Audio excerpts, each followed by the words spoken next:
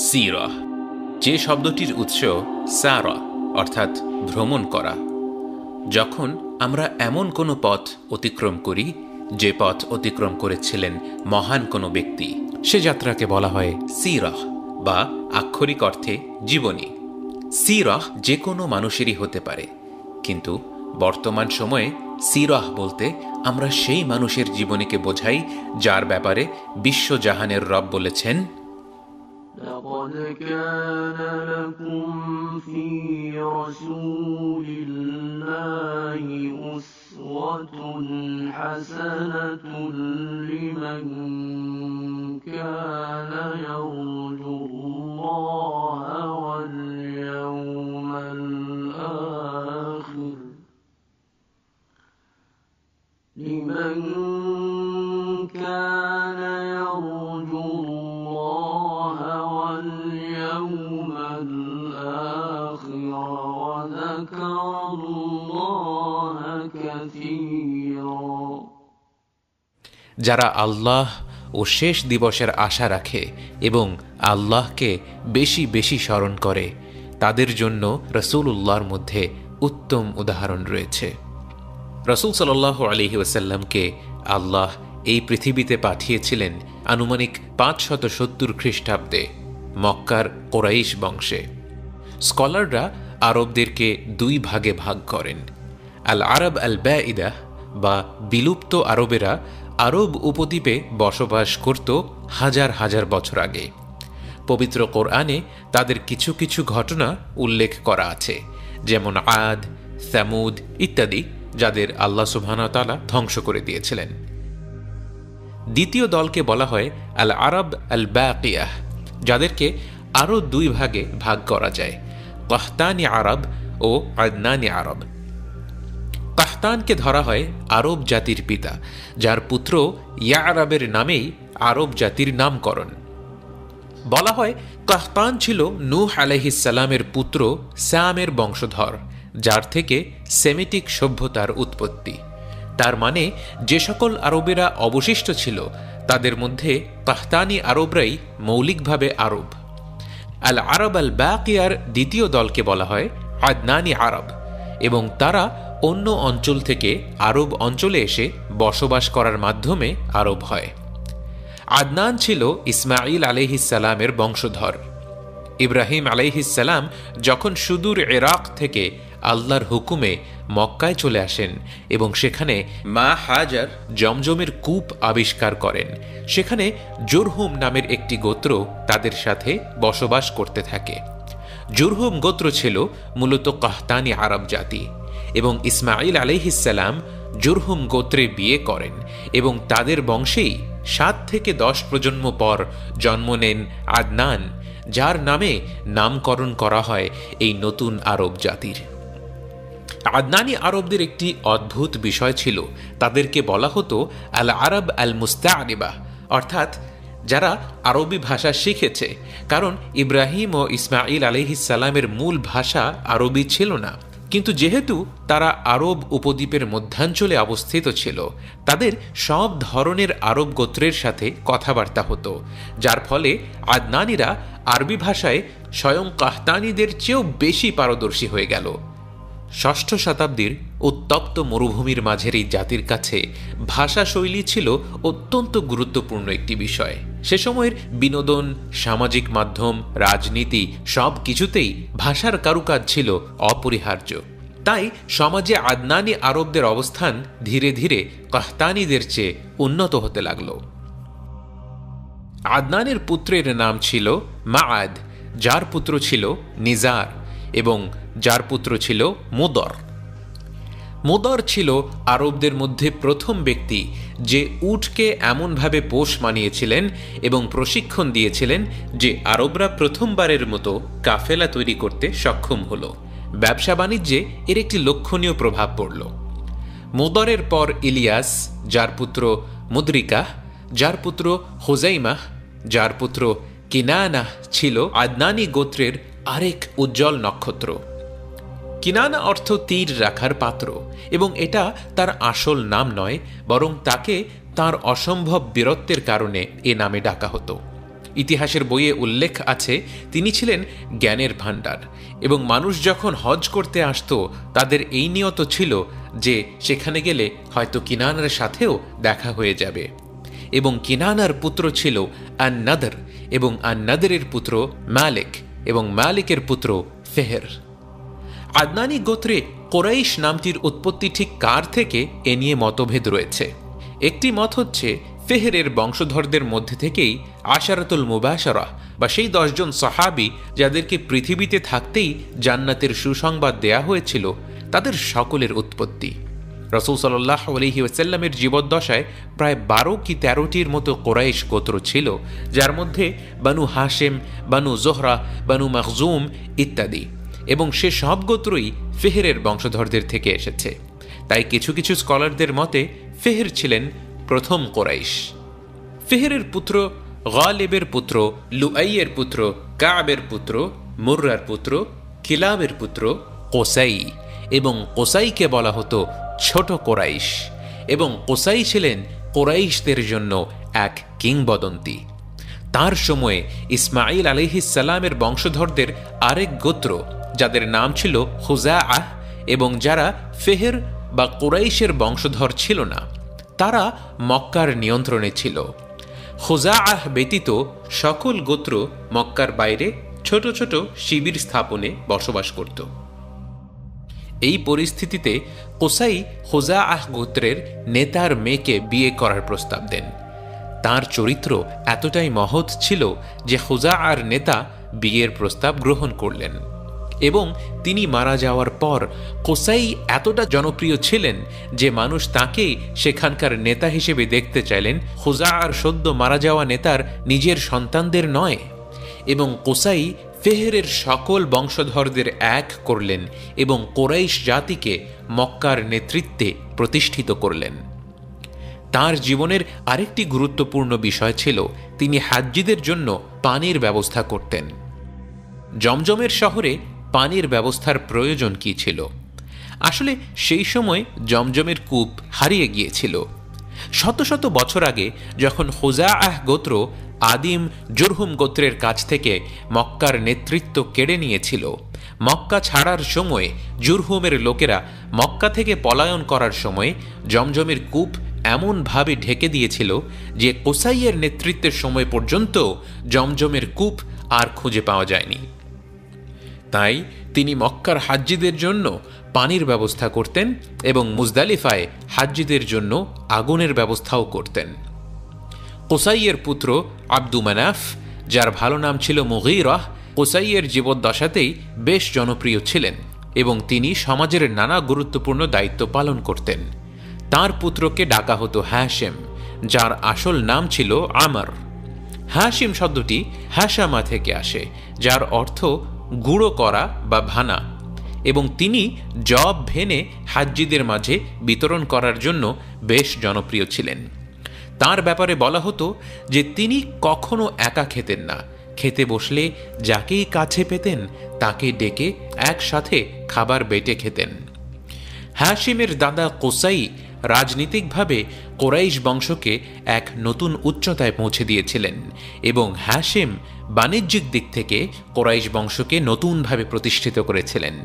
একবার মক্কায় এক ভয়াবহ দুর্ভিক্ষ দেখা দিল। প্রচুর মানুষ দুর্ভিক্ষে মারা যাচ্ছিল। তখন হাশিম একটি প্রস্তাব দিয়ে বললেন, আমরা দুটো বাণিজ্যিক কাফেলার আয়োজন করলে কেমন হয়?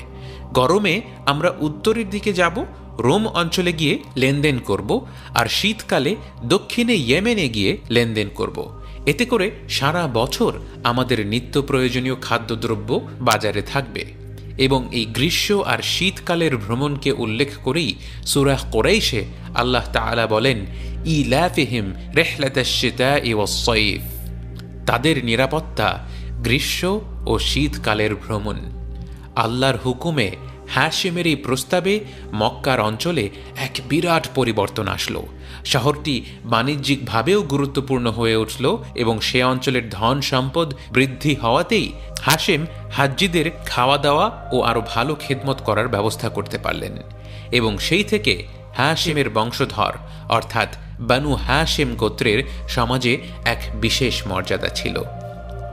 হাশিমের একজন স্ত্রী ছিলেন সুদূর ইয়াসরিব অঞ্চলের, এবং তাদের ঘরে একজন পুত্র সন্তান হল, যাকে ডাকা হতো আব্দুল মুত্তালিব। হাশিম ইন্তেকাল করার পর আব্দুল মুত্তালিবকে নিয়ে তার মা কিছুটা সময় ইয়াসরিব শহরে কাটান। তখনও কারো জানার উপায় ছিল না, আর মাত্র কয়েক যুগ পর এই শহরের ইতিহাস চিরতরে পাল্টে যাবে। আব্দুল মুত্তালিবের আসল নাম ছিল শাইবাতুল হামদ, এবং তার জীবনে 3টি অত্যন্ত গুরুত্বপূর্ণ ঘটনা ঘটে। আল্লাহর হুকুমে তিনি একদিন স্বপ্নে দেখলেন জমজমের কূপ আসলে কোথায় অবস্থিত আছে। প্রথমে স্বপ্নটি দেখার পর তিনি বুঝতে পারেননি যে আল্লাহই তাকে এই স্বপ্নটি দেখাচ্ছিলেন, তাই তিনি তা উপেক্ষা করলেন। কিন্তু যখন তিনি বারবার একই স্বপ্ন দেখতে লাগলেন, তিনি তার বড় সন্তান হারেসকে নিয়ে সেই অঞ্চলে গিয়ে দুজন মিলে মাটি খোঁড়া শুরু করলেন। তাদের এই কাজ দেখে কোরাইশের বাকিরা তাদের নিয়ে বিদ্রূপ করতে লাগলো, বলতে লাগলো যে কূপ শত শত বছর ধরে কেউ পায়নি, সেই কূপ তোমরা বাপ বেটা মিলে পেয়ে যাবে। কিন্তু আব্দুল মুত্তালিব আর হারিস কারো কথায় কান না দিয়ে মাটি খুঁড়তে থাকলেন, এবং শেষমেশ সেখান থেকে পানি বেরিয়ে এলো। এবং এরপর থেকে আব্দুল মুত্তালিব জমজমের কূপের দায়িত্বে ছিলেন। আব্দুল মুত্তালিবের 18 জন সন্তান ছিল, যার মধ্যে 12 জন ছিল পুত্র সন্তান। আল হারিস ছিলেন জ্যেষ্ঠ এবং প্রথম স্ত্রীর ঘরের সন্তান। আরেকজন স্ত্রীর ঘরে ছিলেন জুবাইর, আব্দুল্লাহ এবং আবু তালেব। আরেকজন স্ত্রীর ঘরে আব্বাস ও দিরার। আরেকজন স্ত্রীর ঘরে হামজা, মুকাওয়াম এবং হাজল। এবং আরেকজন স্ত্রীর ঘরে ছিল আবু লাহাব একা, এবং তার 6 জন কন্যা সন্তানের নাম ছিল সফিয়াহ, আতেকাহ, উম্মে হাকিম, উমাইমাহ, আরওয়াহ এবং বাররাহ। আব্দুল মুত্তালিব একদিন আল্লাহর কাছে 10 জন পুত্র সন্তানের জন্য দোয়া করেন, এবং তিনি কসম খান যে যদি তার 10টি পুত্র সন্তান হয়, তিনি একটি সন্তানকে আল্লাহর ওয়াস্তে কোরবানি করে দিবেন। যেহেতু তখন জাহেলিয়াতের যুগ ছিল, এ ধরনের কসম খাওয়া সে সময়ে খুব অস্বাভাবিক কিছু ছিল না। অবশেষে তার 12 জন পুত্র সন্তান হল, এবং তিনি তার শপথ অনুযায়ী তার একজন সন্তানকে কোরবানি দেওয়ার জন্য প্রস্তুত হলেন, এবং তীর নিক্ষেপের মাধ্যমে এক ধরনের ভাগ্য নির্ধারণকারী পদ্ধতিতে উঠে আসলো যে তার সবচেয়ে প্রিয় পুত্র আব্দুল্লাহকেই তার কোরবানি করতে হবে। তিনি আব্দুল্লাহকে নিয়ে কাবা ঘরে গেলেন, কিন্তু কোরাইশের লোকেরা তাকে বাধা দিয়ে বলল, তোমার নিজের সন্তানকে এভাবে কোরবানি দেওয়ার প্রয়োজন নেই, বরং তুমি অমুক পুরোহিতের কাছে যাও, সে তোমাকে কোনো না কোনো কাফফারার কথা জানাবে। তিনি সেই পুরোহিতের কাছে গেলেন, এবং সে তাকে বলল 10টা উট এবং আব্দুল্লাহকে নিয়ে কাবা ঘরের কাছে যেতে, এবং এরপর তীর নিক্ষেপ করে দেখতে তীর কার দিকে ইঙ্গিত করছে।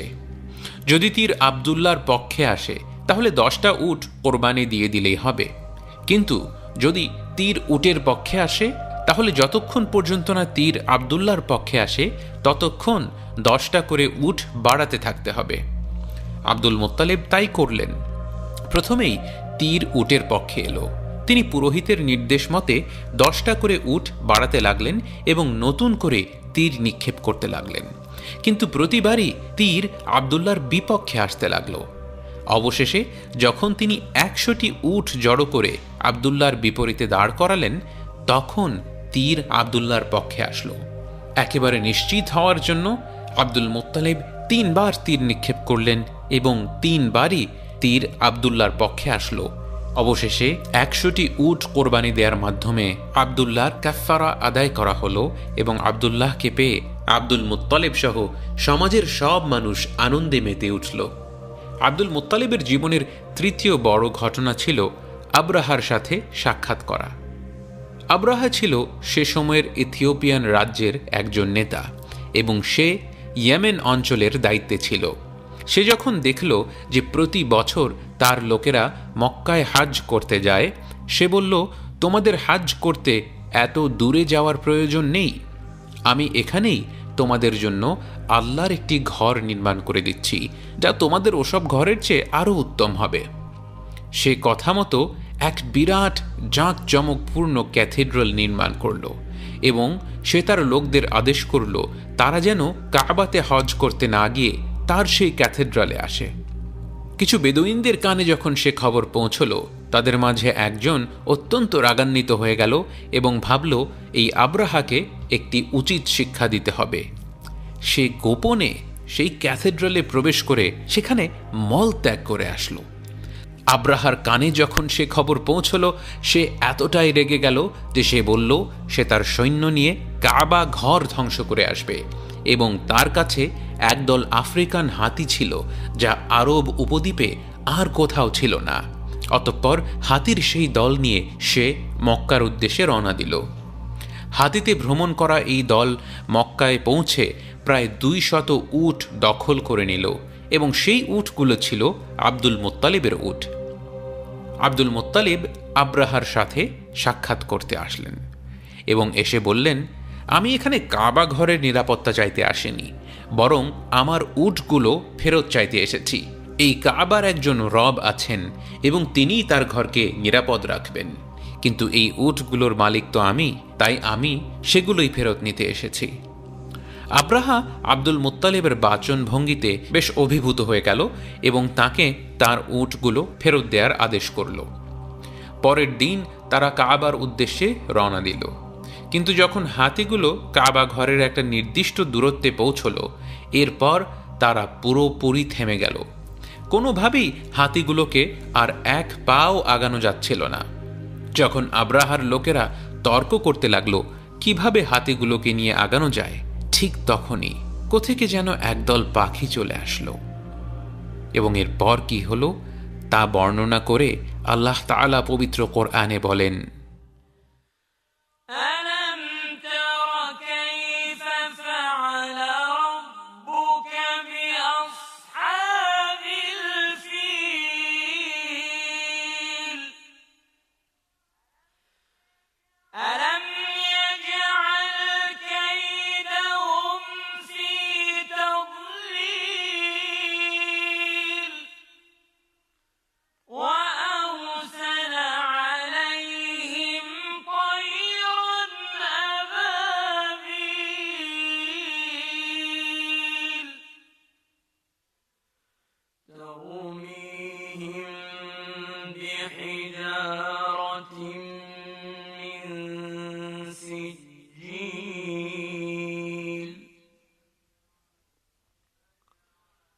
فجعلهم كعصف مأكول।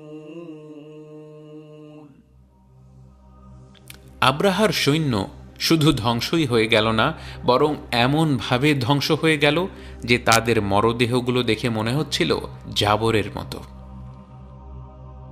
তখনকার সময়ে আরব সমাজে সন গণনা করার প্রচলন ছিল না, বরং বিভিন্ন সময়ের বড় বড় ঘটনার সাথে মিলিয়ে তারিখের হিসাব রাখা হতো। আব্রাহা ও তার বাহিনীর ধ্বংসের বছরকে বলা হতে লাগলো আমুল ফিল, হাতির বছর। কিন্তু আরও একটি কারণে আমুল ফিল সনটি ইতিহাসের পাতায় স্বর্ণাক্ষরে লেখা হয়ে থাকে, কারণ আনুমানিক সেই সময়ে আব্দুল মুত্তালিবের পরিবারে একটি সুখবর আসে। তার পুত্র আব্দুল্লাহ ও পুত্রবধূ আমেনার ঘরে এক নবজাতক জন্ম নিল। আর অমনি যেন আকাশ, বাতাস, পর্বতমালা, নদী, সমুদ্র, বৃক্ষের মেলা, পৃথিবীর বুকে যা কিছু সুন্দর, যা কিছু প্রাণবন্ত, সবাই যেন একসাথে উল্লাসে মেতে উঠে বলল, সাল্লাল্লাহু আলা মুহাম্মদ সাল্লাল্লাহু আলাইহি ওয়াসাল্লাম, সাল্লাল্লাহু আলা মুহাম্মদ সাল্লাল্লাহু আলাইহি ওয়াসাল্লাম, সাল্লাল্লাহু আলা মুহাম্মদ সাল্লাল্লাহু আলাইহি ওয়াসাল্লাম, সাল্লাল্লাহু আলা মুহাম্মদ সাল্লাল্লাহু আলাইহি ওয়াসাল্লাম, সাল্লাল্লাহু আলা মুহাম্মদ সাল্লাল্লাহু